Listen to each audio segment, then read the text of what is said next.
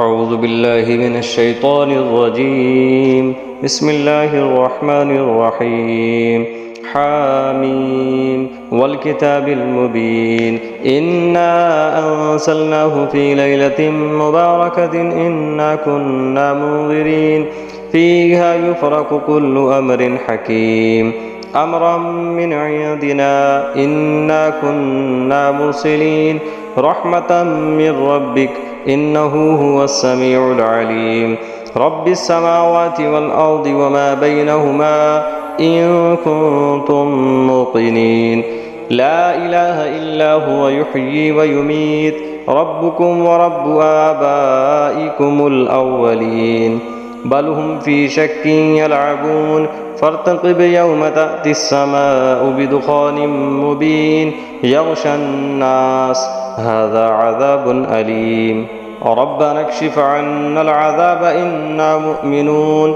أنى لهم الذكرى وقد جاءهم رسول مبين ثم تولوا عنه وقالوا معلم مجنون إنا كاشف العذاب قليلا إنكم عائدون يوم نبطش البطشة الكبرى إنا منتقمون ولقد فتنا قبلهم قوم فرعون وجاءهم رسول كريم أن أدوا إلي عباد الله إني لكم رسول أمين وألا تعلوا على الله إني آتيكم بسلطان مبين وإني عذت بربي وربكم أن ترجمون وإن لم تؤمنوا لي فاعتزلون فدعا ربه أن هؤلاء قوم مجرمون فأسر بعبادي ليلا إنكم متبعون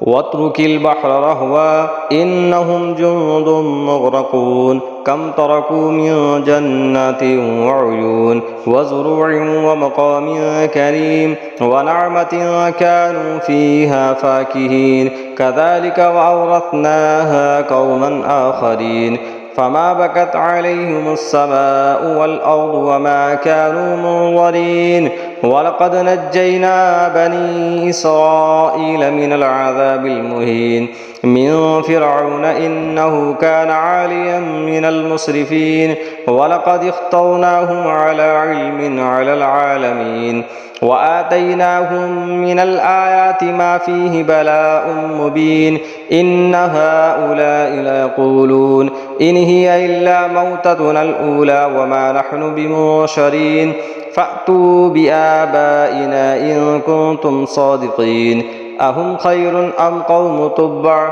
والذين من قبلهم أهلكناهم إنهم كانوا مجرمين وما خلقنا السماوات والأرض وما بينهما لاعبين وما خلقناهما إلا بالحق ولكن أكثرهم لا يعلمون إن يوم الفصل ميقاتهم أجمعين يوم لا يغني مولى عن مولى شيئا ولا هم ينصرون إلا من رحم الله إنه هو العزيز الرحيم إن شجرة الزقوم طعام الأثيم كالمهل يغلي في البطون كغلي الحميم خذوه فاعتلوه إلى سواء الجحيم ثم صبوا فوق رأسه من عذاب الحميم ذق إنك أنت العزيز الكريم إن هذا ما كنتم به تمترون إن المتقين في مقام أمين في جنات وعيون يلبسون من سندس واستبرق متقابلين كذلك وزوجناهم بحور عين يدعون فيها بكل فاكهة آمنين لا يذوقون فيها الموت إلا الموتة الأولى ووقاهم عذاب الجحيم فضلا من ربك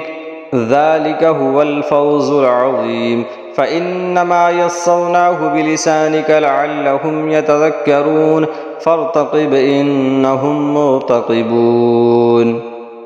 صدق الله العظيم.